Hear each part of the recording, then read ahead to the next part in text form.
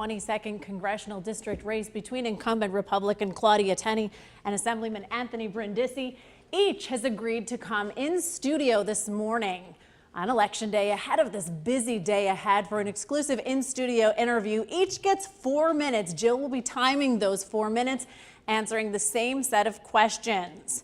So thank you again for joining us, Assemblyman. Thank you for having me. I know it's an early start to your election day, That's but okay. Hey, this is it. So the first question comes from our Facebook viewers. This is from Donna Burke. She says, if you could speak directly to an undecided voter before the vote today, what one thing would you say and why you are the right choice without making any negative accusations about your opponent? Sure. I think if people are looking for someone who can reach across the aisle, work with Democrats and Republicans to actually get things done, someone who has a proven track record of taking on their own party when they feel their own party is wrong, then I would say vote for me. That's what I've done in the State Assembly, and that's what I'll do in Washington.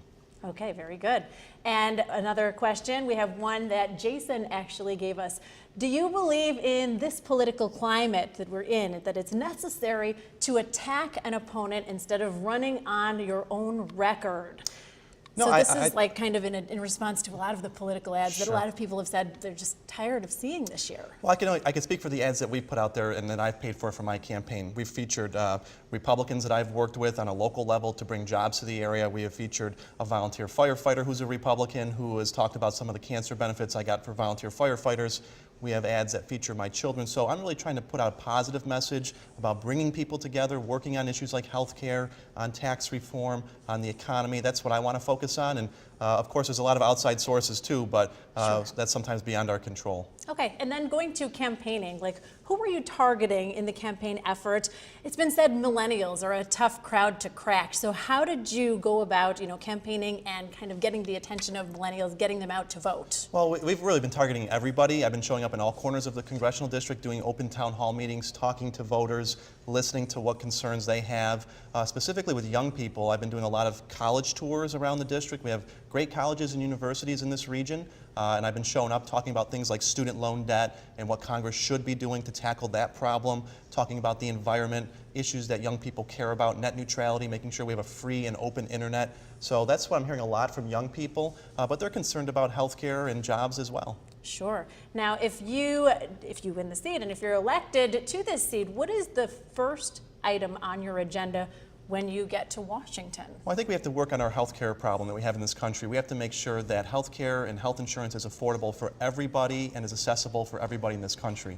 I don't want to see health care being taken away from people. I think we need to protect people who have pre-existing conditions. Almost 300,000 people in this district suffer from pre-existing conditions. I want to work on infrastructure and make sure we're putting money towards fixing our aging roads and bridges and water and sewer systems.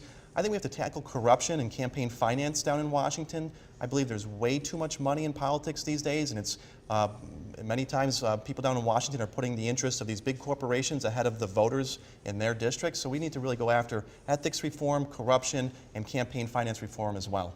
Okay, and the final question, a lot of people want to know those, speaking of campaigning, how many miles do you think that you might have put on in campaigning for this midterm election? Well, I always tell people I made the mistake of leasing my car before I decided to run for Congress. So now my mileage is getting over what I was allotted. But you put on thousands of miles. It's a very large district, 8 counties. It's a beautiful district that has a lot of wonderful roads to travel, but it does add a lot of miles to the car. All right, and you're actually tracking those miles because you have I'm worried about it. Same boat as a lot of people. All right, our time is up. Thank you so much for joining us. Good to be with you. Good luck today on Election Day. Thank you. We'll be back.